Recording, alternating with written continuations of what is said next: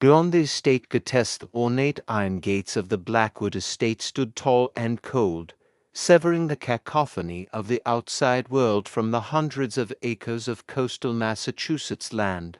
Inside, the air was thick with the scent of sea salt and a manufactured sense of mourning.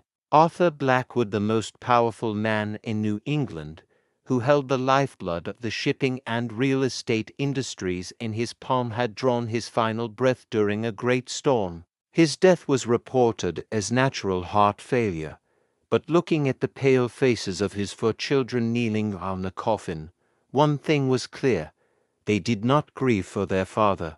They were staring at the wall-mounted safe in the study. The family lawyer, Elias Thorne, entered with a worn leather briefcase. "Per Mr. Arthur's request," he said, his voice raspy, "the will shall only be disclosed after a traditional family ritual is performed. 7 days of living together in this mansion without anyone being permitted to leave. The Blackwood clan consisted of 4 children, each a fragment of raw ambition. Julian, the eldest son, was an elegant alcoholic but a failure in business, always feeling crushed by his father's shadow. Eleanor, the second daughter, was a cold woman with the mind of a mathematician, who believed she was the only one truly fit to run the conglomerate. Sebastian, the youngest son, was a profligate playboy buried in debt from gambling dens in Macau and London. Finally, there was Clara, the mysterious adopted daughter, quiet and reserved, the only one who had cared for Arthur in his final days and the one most despised by the other 3. The first dinner after the funeral was a masquerade of deceit. "We all know father didn't die of heart failure," Sebastian spoke up while slicing into a rare steak. "He always took his heart medication on time. Unless someone swapped the vials." Sebastian's gaze fixed on Clara. She said nothing, quietly setting down her fork. Eleanor added, "Don't blame the help, Sebastian. Look at your $50 million debt first. Father's death came just in time to save you from having your fingers cut off by the mafia." By the 3rd night, the brutality began to surface not through words, but through actions. Julian was found convulsing in his father's study. Someone had coated the rim of his favorite cognac glass with poison. Julian narrowly survived, but fell into a coma. At this point, the atmosphere in the mansion was no longer about greed. It had become a struggle for survival.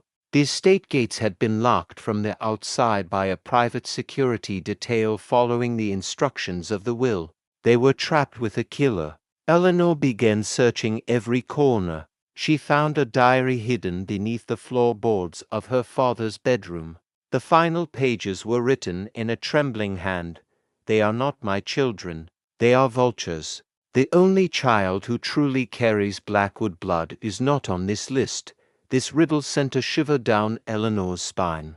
If the 4 of them were not the sole heirs, then who was? The truth began to unravel when Sebastian, in a drug withdrawal-induced panic, confessed to Eleanor that he had snuck into his father's room that night to steal the seal, but had seen another figure leaving first. That figure was wearing the red velvet robe of their late mother, a garment Clara frequently cleaned in the memorial room.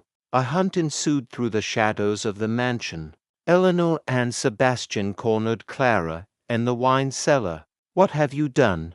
Eleanor screamed, gripping a bronze candelabra. Clara looked up, her eyes no longer submissive. She laughed a cold, bone-chilling sound. "You think you are noble blood. Arthur Blackwood was a monster. He stole my mother from a poor family, turned her into a prisoner, and when she died, he turned me into a servant under the title of adopted daughter to soothe his conscience. But he forgot one thing. I am the only child he had with the woman he truly loved. It turned out that Julian, Eleanor, and Sebastian were merely the results of cold political marriages. Arthur had left his entire fortune to Clara, but with a ruthless condition. She had to survive 7 days with the vultures. Arthur's mysterious death was not murder, it was suicide. He knew he had terminal cancer and wanted to use his death as a match to incinerate the children he loathed, to see who was the strongest. Sebastian went mad, lunging at Clara with a box cutter. But in the darkness, a gunshot rang out.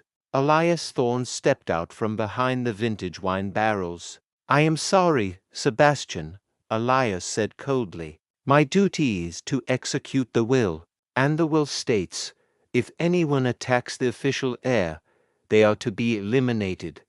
Eleanor realized the game had been rigged from the start. Elias was not just a lawyer. He was Clara's secret guardian. Julian had been poisoned to remove the weak eldest brother. Sebastian was provoked to reveal his violent nature. Now, only Eleanor remained. "You can go, Eleanor," Clara said, her voice dropping. "You are the smartest. Take $5 million and leave New England. Never come back."